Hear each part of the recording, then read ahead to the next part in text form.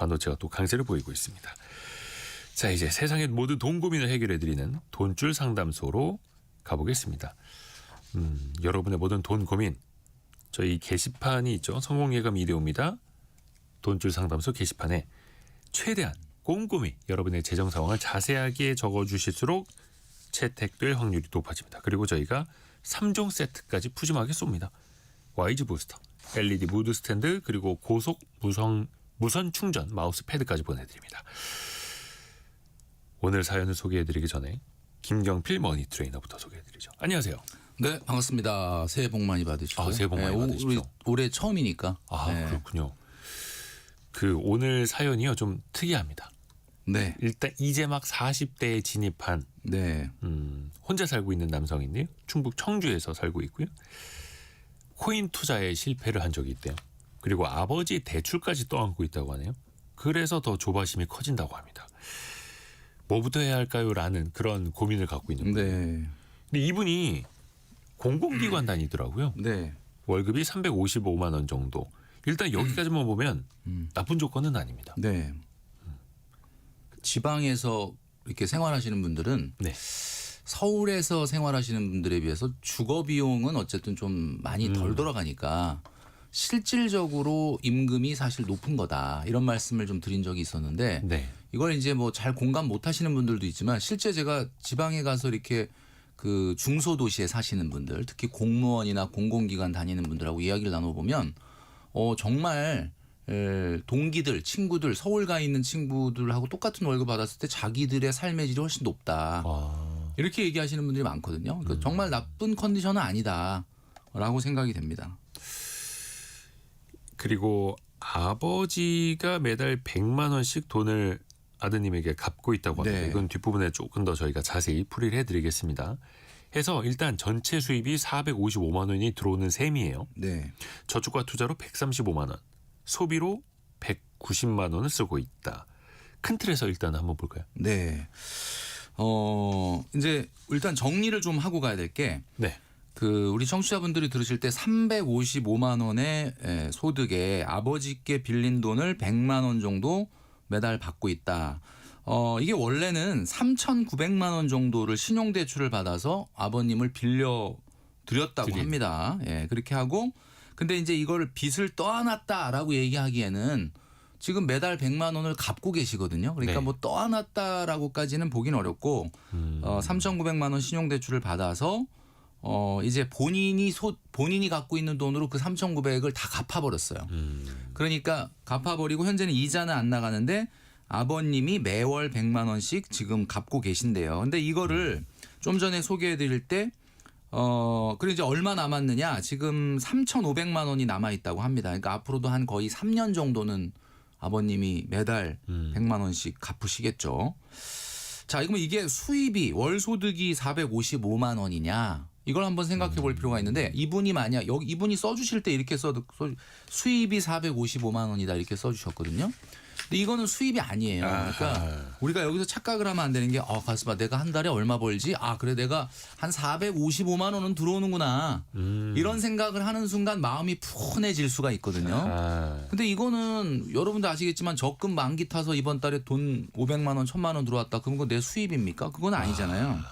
그러니까 우리가 정리를 하면은 이분은 355만 원이 월 소득인 거고 100만 원은 빌려드렸던 거 받는 거니까 원래 있어야 될 돈이 이제 제자리로 돌아오는 거다. 여기서 일단 우리가 착각을 하면 안 되고. 이건 수입이 아니다. 그죠. 그리고 일단 큰 틀에서 세상의 모든 돈 고민의 시작은 자기의 소득 수준에 비해서 돈을 더 많이 쓰는 거에서 시작이 되는 거잖아요. 그러니까 우리 청취자분들도 2026년도 이제 시작이 됐는데 나는 올해 얼마의 수입이 되고 나는 올해 얼마를 쓰고 얼마를 남기거나 투자할 거냐 이걸 한번 생각을 해봐야 되는데 이분 한번 보니까 네. 지금 매월 190만 원 쓴다고 돼 있거든요. 네. 그리고 저축이나 투자를 135만 원 정도 하고 있습니다. 자, 그러면 355만 원에서 190만 원 쓰고 135만 원 저축한다. 얼마 남냐? 30만 원이 남아요. 네. 우리 돈줄 상담소에서 제가 늘 말씀드리는 거 있지만은 네. 이 30만 원은 그럼 어디로 가는 걸까요? 기록되지 않은 돈. 네, 기록되지 않은 돈. 뭐 이런 거 꼭 우리 해보면 있단 말이에요. 예. 늘 말씀드리지만 소비 추정의 법칙이라는 게 있습니다. 무죄 추정의 법칙이 무죄 아니라. 추정의 법칙이 아니라 뭐냐? 저축하지 않는 돈은 다 쓰는 거다. 그러니까 이게 결국은 이것도 쓰는 거예요. 어디 묶어놓지 않으면 네. 풀려서 집 나가는 거다. 그러니까 뭐 이번 달에는 통장에 남아 있을 것 같지만 결국 다음 달, 다다음 달 되면 없어지는 거죠. 그러니까 어디 갔지 하죠. 어디 갔지? 그리고 없어지는 거죠. 그러니까 결국은 이분은 190을 쓰는 게 아니라 220을 쓰는 거고 결국 저축률은 38% 정도 되는 겁니다. 어떻게 우리 청취자분들께서 판단해 보셨을 때 40세의 미혼 남성 청주에서 생활하고 있는데 예, 저축률이 38%다. 어떻게 보시기 어떻습니까? 그래도 저축 뭔가 많이 되게- 하는 것 같아요. 적게 예, 하는 많이 하는 것처럼 보이는데 열심히 하는 것 같아 보이는데요. 이분이 이제 코인으로 음. 투자 실패를 한번 하신 적이 있다 이런 얘기를 하셨는데 네. 제가 보기에는 아직 부족합니까? 38% 그러면은 많은 분들이 청취자분들이 그래도 좀 많이 괜찮아요. 하는 것 같은데 네, 이렇게 생각하는데 네. 이분의 과거 기록을 한번 추정을 해보면 네. 지금 이분이 순자산이 아버님께 빌려드린 돈 아직 못 받은 돈 3,500 네. 전세금에 들어가 있는 돈 5,000 코인에 5천만 원 투자했다가 이게 지금 뭐 3분의 1 정도밖에 안 남았다 예. 라고 이야기하시는데 정확한 금액은 모르겠지만 하여튼 원금 기준으로는 5천을 투자했던 거고 네. 주식 227만 원, 퇴직연금 365만 원 하면 투자 성과를 따지지 않고 원금 기준으로 1억 4천이에요. 그럼 이분이 나이가 40이면 언제부터 공공기관에 근무했는지 모르겠지만은 20대 중반으로 한번 계산을 해보면은 15년 정도 근무해서 지금 자산이 1억 4천. 어떻습니까? 아직 1년에 부족하다. 1년에 한 1,000만 원? 그럼 한 달에 한 80만 원? 저는 이거는 모르겠어요. 이분이 다른 어떤 이렇게 이야기할 수 있는 부분을 안 들어봤지만은 돈을 정말 열심히 모았던 스타일은 아니다. 근데 아마 대부분이 이렇게 모으고 계실 거예요. 맞아요. 웬만한 직장인들 뭐 생활비 쓰고 하면서 1년에 1,000만 원 모으는 거 그것도 사실은 쉽지 않거든요. 근데 현실적으로 봤을 때 좀 부족하다. 그러니까 그래서 오늘 뭐 돈줄 상담소가 있는 거죠. 그죠. 그래서 220만 원을 쓴다는 거는 결코 적게 쓰는 건 아니다. 여기 이제 뭐라고 되냐면 나름 알뜰하게 생활하고 있으나라고 써 있는데 나름. 그거는 나름이에요. 나름. 예. 스스로가 생각했을 때고 돈줄 상담소의 기준으로 봤을 때는 객관적으로 알뜰살뜰은 아니다. 이렇게 말씀드릴 수 있습니다. 이거는 나름이지. 김경필 멘토님이 차라리 나를 찾아와라. 라디오로 나를 찾아와라. 나름 하지 말고. 네. 김미진님이 김경필님 가계부 주문해서 쓰고 계시다고. 오. 가계부를 또 쓰셨어요? 네, 가계부를 썼다라기보다는 썼다기보다는 그냥 가계부를 책처럼. 그냥 만든 거죠. 예. 발간하신. 다이어리처럼. 예. 김경필의 1억 만드는 짠테크 가계부. 네. 1억 만들 수 있습니까? 만들 수 있죠. 그러니까 기본적으로 여러분들이 그 가계부 쓰면서 가계부 쓰다가 실패하시는 분들이 많잖아. 쓰다가 그냥 그쵸. 힘들어서 예. 근데 항상 그게 앞장만 쓰죠. 앞장만 쓰죠. 그러니까 그게 왜 그러냐면 1월만 쓰고 네. 우리가 1월 되면 항상 똑같은 현상이 많이 발생하지 않습니까? 그럼요. 그 요즘 그 피트니스 센터 가면 사람이 너무 많아요. 요즘. 그다음에 또 학원 가면은 뭐 그냥 자리가 너무 많아. 그렇죠. 근데 이제 여기 한 2월 좀 넘어가면은 그다음에 굉장히 안 나오죠. 1월 달이 또 우리 담배 소비량이 급격하게 줍니다. 아시겠지만 그리고 또 술 소비량도 굉장히 줄고. 근데 여기 한 3월 되면은 안 팔렸던 것까지 그냥 두 배로 다 팔리는. 네, 다 회복돼. 자, 그래서 네. 일단 기본적으로 가계부라는 걸 연초에 결심하시는데 왜 우리가 이어가지 못하느냐면 목표가 없어서 그래요. 그러니까 내가 이걸 왜 쓰고 있지? 그러니까 내가 어떻게 보면은 강력하게 해야 되겠다, 저축과 투자를 해야 되겠다라고 목표를 하니까 써야 될 돈이 줄어들었는데 이 써야 될 돈을 이렇게 적은 돈으로도 내가 이걸 어떻게 유지하지 하는데 보조 수단으로 가계부를 써야지 되는데 네네네. 그냥 가계부만 쓰면은 얼마 안 가서 그러게요. 그죠? 그렇게 되는 거죠. 그래서 간혹 한 번씩 듣던 잔소리 한 번 더 들으려고 이제 돈줄 맞아요. 상담소 들으시는 분들 많아요. 자, 다시 이 사연자 이야기로 들어가서 회사 복지 포인트가 1년에 100만 원이 들어온대요. 네네. 그리고 작년에 성과급 500만 원 가까이 또 받은 게 있대요. 요것도 가끔 이제 목돈이라고 생각할 수 있잖아요. 그렇습니다. 이제 우리가 2026년 새해가 밝았으니까 네.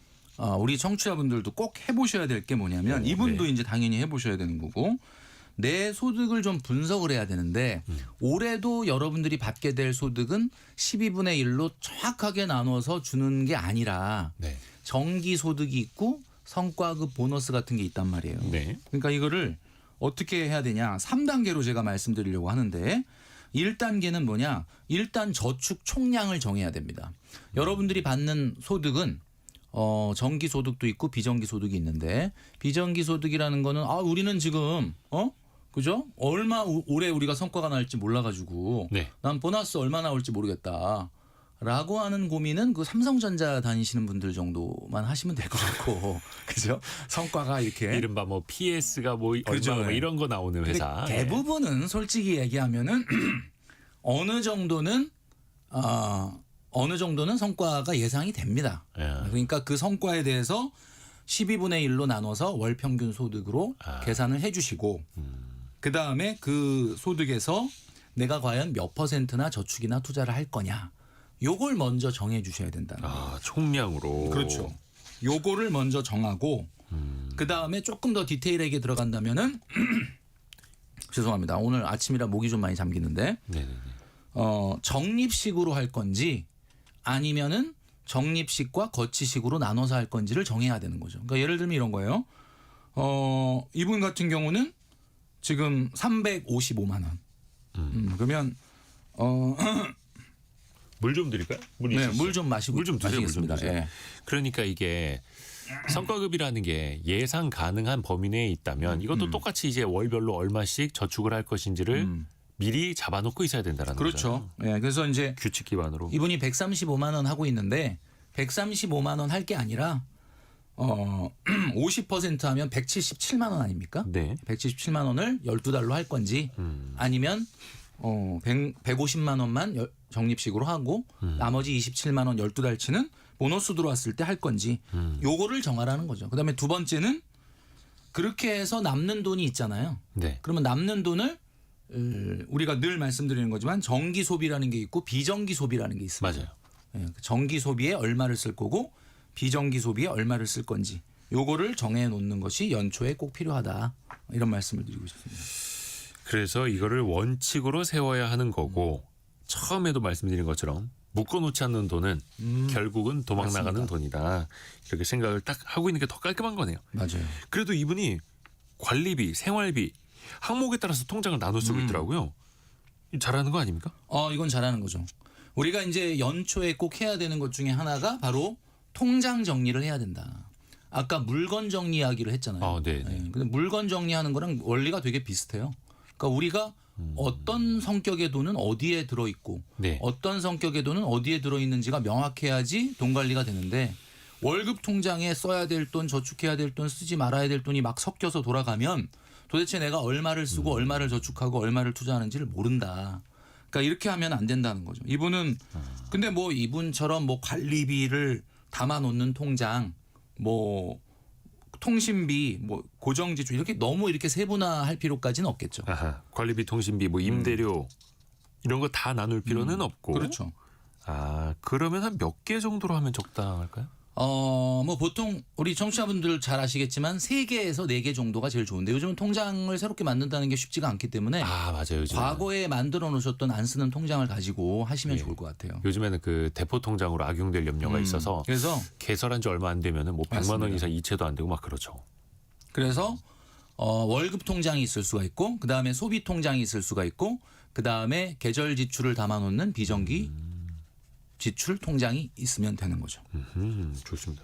근데 그 사연 주신 분이 친구 모임비, 식비, 생활용품, 주유비를 고정 지출이라고 묶어서 써주셨더라고요. 친구 모임비까지 고정 지출로 봐야 되나요? 이거는 이제 친구들과의 모임이 고정돼 있다. 매달 똑같이 월별 한다. 모임. 그러면 그렇게 될 수는 있는데 아마 조금 더 본인이 돈 관리를 잘하기 위해서 고정비로 만든 것 같아요. 근데 사실 계절 지출을 제외한 나머지 모든 비용을 고정 지출처럼 쓰면은 돈 관리가 잘 되는 건 사실입니다. 여러분 제가 한번 말씀드린 적이 있었지만 외식비라는 거는 매달 들쑥날쑥한데 저는 뭐 현재는 아니지만 과거에 열심히 관리할 때는 치킨 예산이 따로 있었다는 얘기를 드린 적이 있었잖아요. 네. 그러니까 이제 하다 보니까 쪼개다 보니까 치킨 예산 이런 걸 만들었던 거거든요. 그러니까 이분도 뭔가 변동 지출이지만 고정 지출처럼 쓰고 싶은 마음에서 그렇게 했을 수도 있다. 뭐 나쁜 건 아닙니다. 그런데 나쁜 건 아닌데 너무 세분화하는 것보다는 외식비는 한 달에 얼마, 쇼핑비는 한 달에 얼마, 문화레저비는 한 달에 얼마 이런 정도의 예산으로 관리하셔도 충분히 효과를 발휘할 수가 있다. 그리고 또 요 내용을 좀 봐야 되는데 소비의 30%가 보험과 의료비입니다. 매달 56만 원 나가는데 40살에 매월 56만 원 좀 많아 보이긴 한데 알고 그죠. 보니까 그 다이어트 주사제 있지 않습니까? 요걸 처방받으신다 하더라고요. 자, 우선 이분 같은 경우에 비만 때문에 다이어트를 노력하느라고 주사제까지 처방을 받으시는 것 같아요. 예.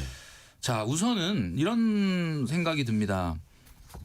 이 주사제까지 처방을 받는다는 거는 지금 다이어트가 제대로 이루어지고 있지 않다라는 반증이죠. 뭐 자기의 운동 뭐 노력만으로 사실 이게 또 힘드니까. 그렇죠. 자기 의지만으로 힘드니까. 우선은 운동으로 다이어트를 해야 되는 게 맞습니다.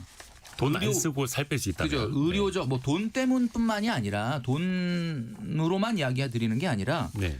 의료적 처방은 어떻게 보면 약간의 보조적인 역할을 하는 거잖아요. 유산소 운동 그러니까 뭐 자전거라든가 러닝을 한다든가 아니 외부 활동을 늘려서 해결을 해야 되는데 이분이 지금 의료비라고 해놓고 써주신 거에 보니까 양압기라는 거가 있더라고요. 아 코골이. 네, 이게 양압기라는 게 코를 많이 고시는 분들이 네. 쓰시는 것 같아요. 그리고 이거 뭐 써주셨으니까 말씀드려도 괜찮겠죠? 예, 혈압으로 약을 또 드시는 것 같고.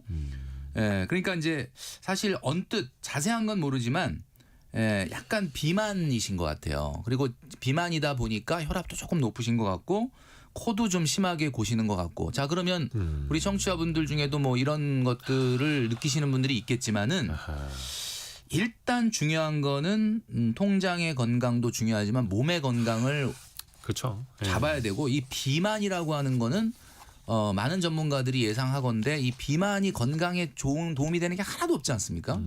그러니까 이걸 빨리 해결을 해야 되겠다. 이런 이야기가 있어요. 여러분도 아마 들어보셨겠지만은 이 소비라고 하는 게 사실 비만하고 관련이 좀 있습니다. 그러니까 많이 이게 먹으면 뭐 식비 당연히 많이 당연히 나가니까요. 식비 많이 나가는데 중요한 거는 연구 결과에 의하면 예. 이 소비라고 하는 게 약간 감정의 문제거든요. 그러니까 주로 어떻게 보면은 감정이라고 하는 부분. 그러니까 예를 들면 나 왜 이렇게 살이 안 빠지지? 나 왜 이렇게 자꾸 몸무게 올라갔는데 운동은 또 바빠서 못 하고 네. 스트레스 받고 우리가 스트레스 받고 감정이 좀 이렇게 우울감이 증가하고 불안감이 증가하면은 그때 소비를 하게 되거든요. 네, 그래서 이게 참 묘하게 연결고리가 지금 이건 제가 드리는 말씀이 아니라 뭐 여러 심리학자들의 연구 결과에서 발표된 여러 가지 논문이 있거든요. 그래서 이분 같은 경우도 뭐 과소비를 하고 있지는 않지만은 이런 것들을 좀 주의해야 되지 않을까라는 생각을 합니다.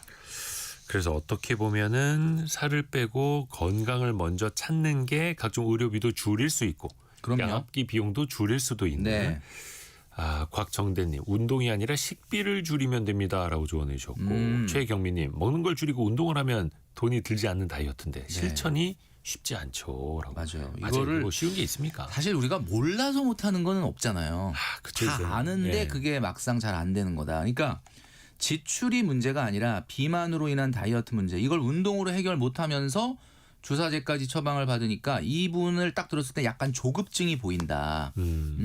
근데 또 이렇게 보면 큰 소비는 아니란 말이에요. 자잘한 소비를 하는 거지 큰 소비를 하시진 맞아요. 그런 것 않아요. 같아요. 그러면 이게 전반적으로 약간 불안증이 있죠. 우리 뉴로시스라고 하는데 약간 신경증이라고 그럴까? 약간 불안 증세가 있는 거죠. 그러면 이게 지금 이분이 뒤에 이제 고민으로 얘기하신 게 지금 살고 계신 그 임대주택을 조기 분양받는 거를 고민하고 계신다라고 했거든요. 네. 그러니까 이게 막 여러 가지가 고민이 많아요. 지금 이거 할까 말까.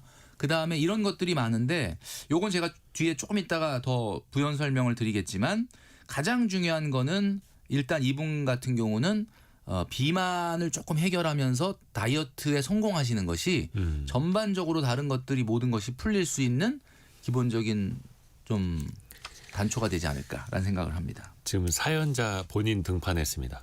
문자 메시지 보내주셨는데 네. 27살부터 일을 했다고 해요.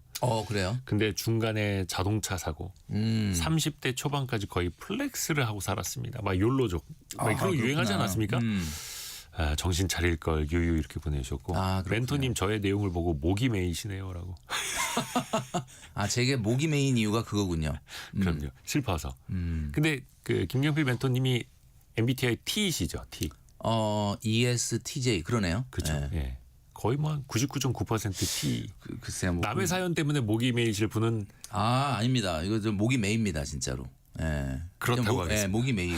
진짜 목이 메이고. 네. 그것 때문에 진짜 마음이 좀 저도 답답함이 있는데 제가 이제 총량적으로만 말씀드렸을 때 그러면 13, 14년 정도 모은 걸로 네. 1억 3, 4천이면 좀 뭔가 아쉽다. 아쉽다. 1년에 한 1,000만 원이니까 한 달에 7, 80만 원밖에 못 모았다라는 부분은 중간에 여러 가지 이런 일이 있었던 거를 제가 뭐 듣기 전에 한 얘기죠. 근데 사실 그렇다고 해도 돈을 정말 알뜰살뜰 모은 스타일은 일단 아닌 거는 확실해요. 그러니까 지금 그렇죠. 본인도 잘 알고 있거든요. 그래서 뭐 저희 돈줄 상담소에 이제 의뢰를 하신 거니까요. 예, 예. 지금부터 근데 사실 40세면 청년 아닙니까? 요즘 같으면 정말 그렇죠, 청년이죠. 어찌 보면은 39세까지도 우리가 국가 정책상 정책금융에서는 청년으로 얘기하기 때문에 예. 사회 초년생입니다. 이제부터 하시면 됩니다.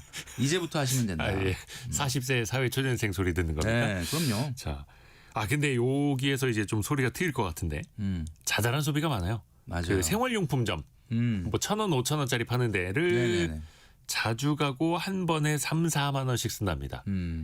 여기 또 한 번 들어가 보면 몇 개 안 집었는데 나중에 몇만 원 나와요. 그러니까 우리가 그러니까 소비라는 게 우리가 필수재, 사치재로 나누기도 하지만은 우리가 보면은 필요해서 사느냐, 망가져서 사느냐, 그 다음에 좀 나아 보여서 사느냐, 아니면 그냥 사느냐인데 우리가 1,000원짜리 물건을 파는 곳은 우리가 막 뭐가 필요해서 가는 것 같지만 네. 사실은 그냥 사는 게 많아요. 그러니까 사실은 한 3,000원, 4,000원치는 필요해서 사요.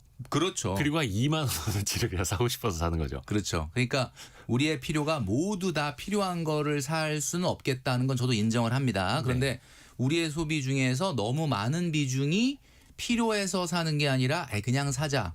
지금 나 기분이 별로 그냥 오늘 안 좋아.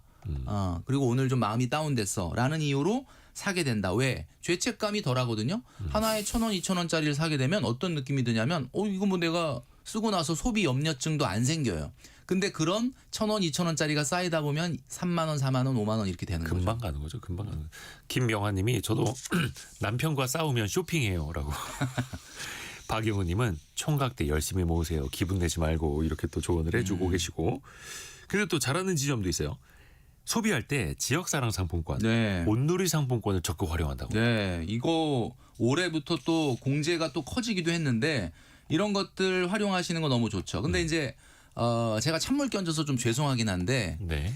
그러니까 우리가 어떤 것에 대해서 염려하고 걱정하는 게 커지다 보면은 이분 같은 경우 지금 소비를 보면 자잘한 소비를 하지 큰 소비를 안 하잖아요. 그렇죠. 그러니까 큰 소비를 안 하고 자잘한 소비를 하면서 뭔가 굉장히 작은 것들에 대해서 챙기는 습관은 있어요. 예. 그러니까 예를 들면 할인 포인트를 챙긴다든지 지역사랑 상품권을 통해서 뭐 이런 혜택을 챙긴다든지. 근데 이런 것들이 나쁘다라고 말씀드리는 건 아닌데 네. 우선은 이런 걸 챙기기 전에 굵직굵직한 거에 대한 사실 돈줄 상담소에 이런 사연을 보낸 이유도 그런 거겠지만 먼저 챙기는 것이 더 중요하겠다. 근데 이런 것들도 이렇게 하찮다고 생각하지 않고 이렇게 챙긴다는 건 상당히 좋은 습관인 것 같습니다.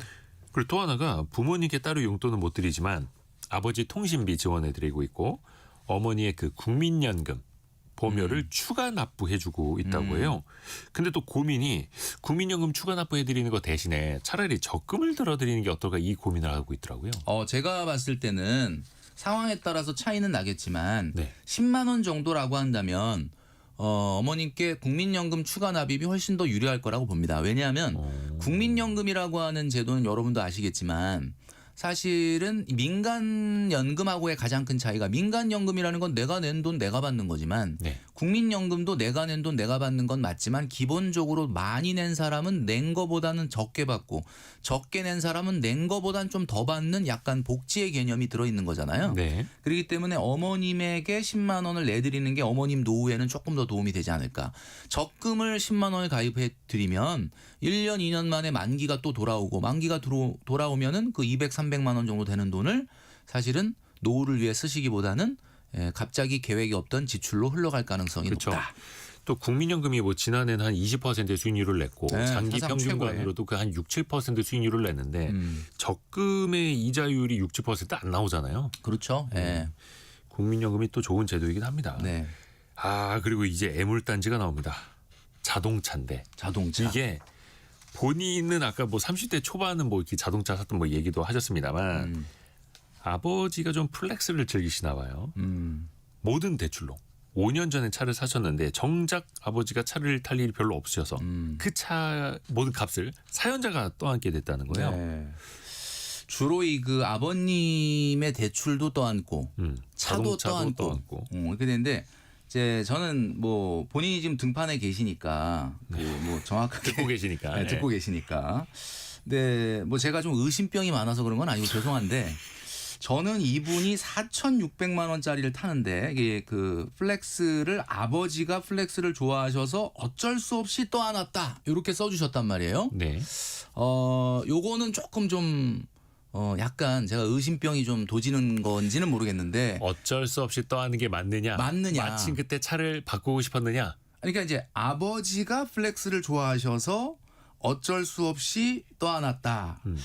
이게 아버지는 지금 안 듣고 계실 가능성이 높다 보니까 그죠? 아버지가 플렉스를 제가 플렉스를 좋아한 게 아니라 아버지가 네. 플렉스를 좋아하셔서 어쩔 수 없이 떠안았다 그랬는데 이게 무슨 말이냐면 항상 변하지 않는 진리가 내 소득에 맞는 소비를 하면은 이 세상엔 아무 일도 안 일어나거든요.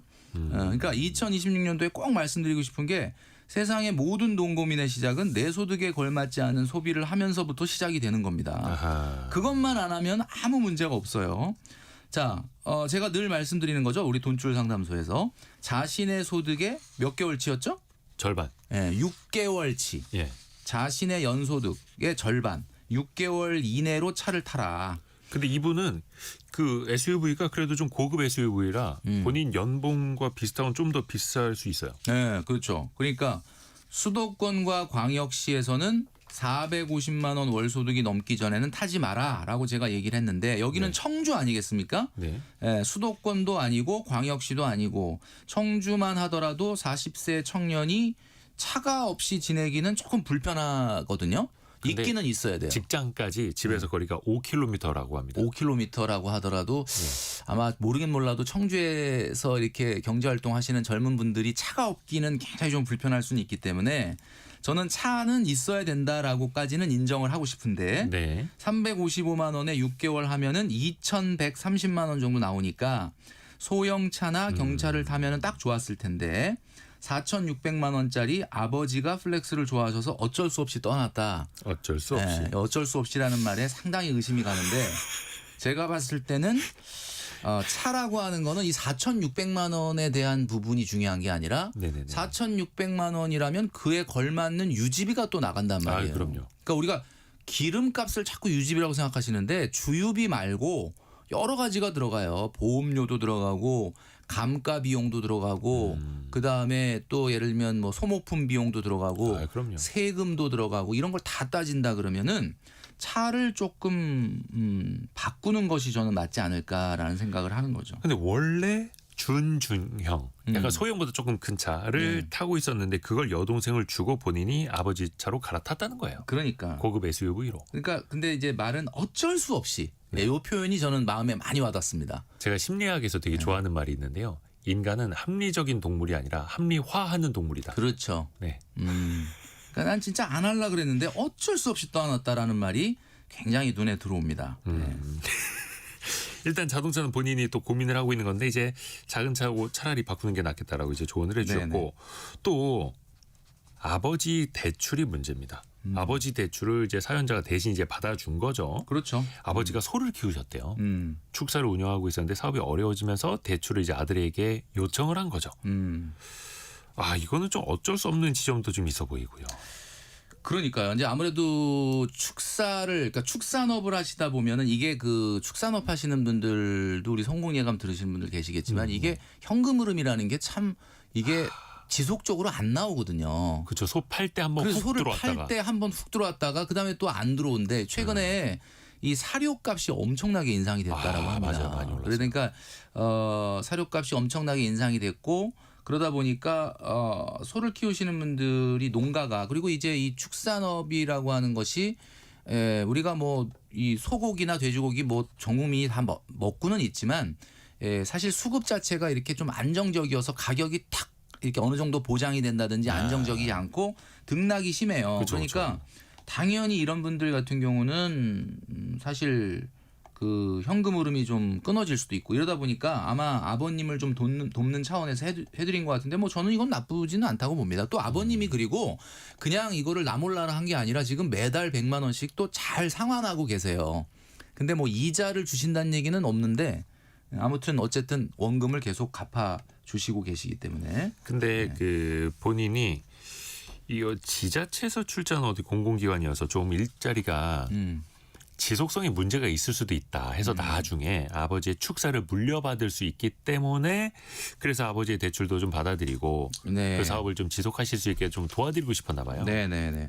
자, 이 부분은 사실 뭐 명확하진 않습니다만 여러분들이 아마 느껴보시면 어떠실지 모르겠는데 사람은 누구나 직업이라는 걸 갖게 되는데 여기서 직과 업이 나눠지지 않습니까? 직이 있고 업이 있는데 지금 이분이 하고 있는 건 직이에요. 공공기관에서 직장인으로 근무하고 계십니다. 근데 네. 언젠가는 직이 끝날 거에 대한 두려움, 막연한 두려움이 있는데 이 네. 공공기관이 보니까 지자체에서 어떻게 보면은 그 설립한 기관이다 네네네네. 보니 어떻게 보면은 직원 수도 적고 정년이 보장이 될지 안 될지도 불확실하다 이런 말씀을 많이 하십니다. 근데 뭐 누구나 다 그런 생각을 하죠. 나이가 40세라고 한다면 직이 언젠가 끝났을 때 어떤 업을 할 것인지에 대한 준비가 지금부터 들어가야 됩니다. 이제부터 들어가면 돼요. 이제부터. 아마 우리 청취자분들도 인생이라는 게 1막으로 끝나지 않는다는 거 요즘 많이 느끼시죠. 아, 그럼요. 이제는 절대로 1막으로 안 끝납니다. 2막의 인생이 있습니다. 그래서 직이 끝나면 업이 시작된다라는 점을 여러분들이 꼭 기억하시고 지금 이분의 불안감은 어디서 왔느냐 봤더니 일단 내 직에 대한 불안감이고 그 불안감 때문에 좀 조급증이 생기고 그러면서 어떻게 보면 약간 어찌 보면 심리적으로 비만도 그런 원인으로 약간 있었을 수도 있다. 그러면서 여러 가지가 맞물려 있잖아요, 지금. 그러니까 미래에 대한 준비를 좀 적극적으로 하시고 어떤 업을 해나갈 것인지를 생각하시면 좋겠는데 저는 이런 말씀 드리고 싶어요. 아버님의 축산업을 물려받는다는 게 그냥 아버님이 하던 거니까 어쩔 수 없이 물려받는다 이렇게 생각하지 마시고 잘 따져보실 필요가 있어요. 아버님이 하시던 일인데 자산적인 가치가 좀 크다. 제대로 운영을 하면은 이게 괜찮은 어떤 사업이 될 수 있겠다라고 한다면은 적극적으로 달려들어서 배우면서 경험을 쌓고 물려받는데 그게 아니라고 한다면은 그냥 무작정 아버님이 하시던 거니까 그냥 없앨 수 없어서 내가 물려받는다 이렇게 생각하시면 안 될 것 같아요. 이제 비전과 본인의 또 뭐 희망사항 뭐 이런 걸 다 입체적으로 봐야 된다는 그리고 거죠. 그게 직은요 사람이라는 게 직은 하고 싶지 않아도 어쩔 수 없이 하는 경우가 있거든요. 네네네. 업은 그게 안 돼요. 왜냐하면 나이가 50, 60, 70 넘었는데 그때도 내가 정말 하고 싶지 않은데 억지로 한다? 그런 분들도 많이 계시긴 하겠지만 그때는 일단은 소득이 적더라도 나하고 맞는 일, 내 비전과 맞는 일, 내 성향과 맞는 일을 해야 되는 거 아니겠습니까? 그러니까 이분 같은 경우는 축산업이라고 하는 것이 나하고 맞는지 충분한 비전이 있는지 그리고 사업성이 있는지를 검토하시고 이거를 인수받을 계획을 하셔야지 그냥 무작정 생각하시면 안 됩니다. 최경미 님이 축산업을 하신대요. 아버님이 좋은 차를 사신 거 보면 축산 장비도 많이 가지고 계실 듯하네요. 축산업도 경영 잘못하면 적자 납니다. 비싼 장비와 대출만 남습니다. 이렇게 보내주셨고. 아주 현실적인 그 조언을 해주시네요. 그리고 아까 146 이걸 쓰시는 이제 사연자 다시 등판했는데요. 김경필 멘토님이 제 마음에 들어왔다 가셨나 봅니다. 아까 그 자동차 살짝 본인도 욕심이 났었다라는 그렇죠. 글을 올려주셨고요. 어쩔 수 없이라는 글을 괜히 쓰시진 않았을 거라고 그리고 봐요. 또 이분이 지금 공공임대 리츠 아파트에서 살고 있는데 공공임대 방식이고 나중에 이게 분양으로 전환이 될 수 그렇죠. 있잖아요. 보통 이런 거 굉장히 많은데 공공임대 조기 분양 제도라는 게 보통 10년형이 많은데 이제 지방 같은 경우는 그거보다 더 빨리 아마 분양으로 전환해 주는 경우가 있는 것 같습니다. 전환 시점 당시의 감정 평가액을 기준으로 분양가가 결정이 되는데 보통은 이제 주택도시기금이나 LH공사 이런 지방공사 같은 데서 출자해서 주변 시세보다 좀 싸게 저렴하게 장기 임대하는 방식으로 이 분양을 임대를 했다가 결국은 나중에 이제 분양으로 전환하는 거죠. 그러니까 아마 내 집 마련을 하고자 하는 분들한테는 굉장히 좋은 제도일 수 있을 그렇죠. 것 지금 같아요. 임대로 살고 계신 분들한테 우선권이 있으니까. 그렇죠. 아 그리고 또 이거 얘기해야 되는데 코인 투자 실패. 5천만 원을 코인으로 넣었다가 네. 4천을 날렸습니다. 근데 그때 그 트라우마 때문에 투자를 되게 이제 보수적으로 하게 되고 거의 100만 원을 정기 적금에 그러니까 108만 원의 저축 중에서 100만 원을 정기 적금에 주식 투자는 한 10만 원만. 근데 또 지금 코인을 10만 원씩 하고 있네. 그렇죠. 약간 미련이 남은 거죠. 일단 집 얘기부터 먼저 좀 정리를 하고 가도록 네네네. 하겠습니다. 과연 이거를 분양받는 게 조기 분양을 받는 게 맞느냐라고 하는 부분을 고민이라고 하셨는데 지금 등판에 계시니까 제가 말씀을 드릴게요. 지방의 아파트는 서울의 아파트도 마찬가지고 수도권의 아파트도 마찬가지지만 우리나라는 뭐 디플레이션 경제는 아니니까 오르긴 오릅니다. 네. 근데 문제는 오르긴 오르지만 사실 과거처럼 그렇게 오른다고 보기는 어렵고요. 네. 그러니까 뭐 인플레이션 정도를 해지하는 수준으로는 오를 수는 있겠죠. 그러나 그거보다 더 대단한 상승을 기대하기는 어려워요. 특히 최근 같은 분위기에서 지방 아파트 물론 청주는 다른 지방 중소도시에 비해서는 집값이 비싸고 그쪽에 이제 여러 가지 대기업들이 좀 있다 보니까 그렇긴 하지만 이거를 시세 차익을 보고 들어갈 정도는 아니라고 저는 판단을 하거든요. 그래서 이분의 상황을 한번 보면 순자산이 지금 1억 1천이에요. 1억 1천이야. 근데 이게 분양을 받으면 3억 2천이에요. 네네. 그 여러분 느낌이 어떠십니까? 1억 1천이 있는데 무리를 좀 해야 3억 되는. 2천이면은 대출을 얼마 받아야 되냐? 65%를 받아야 돼. 네. 근데 이분이 아직 아버님에게 빌려드린 돈 3,500을 못 받았으니까 사실은 한 80% 대출을 받아야 돼. 이게 맞습니까? 이거는 아니죠. 예를 들면 뭐 진짜 저거 막 앞으로 어마어마하게 오를 것 같아 라고 한다면 모르겠는데 그런 것도 아니잖아요. 그러니까 네. 이분은 일단 지금은 분양에 대한 생각은 하지 마라. 아하. 최소한 2억 이상이 모이고 난 다음에 생각해도 늦지 않는다. 이게 네. 첫 번째 제가 드리고 싶은 솔루션이고요. 좀 전에 말씀드렸던 이제 그 코인 때문에 좀 트라우마가 있어가지고 네. 정기 적금 100만 원 넣고 있다라고 하셨는데 제가 이런 말씀 드리고 싶습니다. 나이가 40세잖아요. 네. 그럼 당장 집에 막 엄청난 몇 억이라고 하는 돈이 들어갈 일도 이제 없어졌잖아요. 네. 안 산다 그러면. 네. 그러면 예적금이 안전자산이냐 이걸 한번 생각해 볼 필요가 있습니다. 과거에는 예적금이 안전자산이 맞았어요. 왜냐하면 어쨌든 그저 법정 화폐로 기표되어 있는 숫자는 변하지 않으니까. 네. 근데 이제는 안전자산이라고 보기는 좀 어렵습니다. 그러니까 오히려 수익이 안 나면. 펀더멘탈이 없는 내재 가치가 없는 코인 같은 걸 하지 마시고 네. 그냥 뭐 국장이 됐든 미장이 됐든 꾸준히. 꾸준히 이렇게 저축한다 생각하고 투자를 하시는 게 어떨까? 저는 이 말씀을 좀 드리고 싶어요. 벌써 시간이 다 됐는데 우리 청취자분들도 조언 많이 해주고 계시고요. 0367님 아버지 탓하면서 자동차 물려받듯이 아버지 탓하면서 축산업 물려받으면 똑같은 실수 도돌이표 같아요라고 또 이렇게 또 따뜻한 조언도 많이 해주셔서 감사합니다. 진짜 마음에 와닿는 조언입니다. 그래서 오늘 목이 메일 정도로 99% T인 김경필 멘토님이 목이 메일 정도로 공감하면서 같이 네. 또 상담을 해봤습니다. 김경필 머니 트레이너였습니다. 고맙습니다. 네, 감사합니다. 라디오 정보센터 다녀옵니다.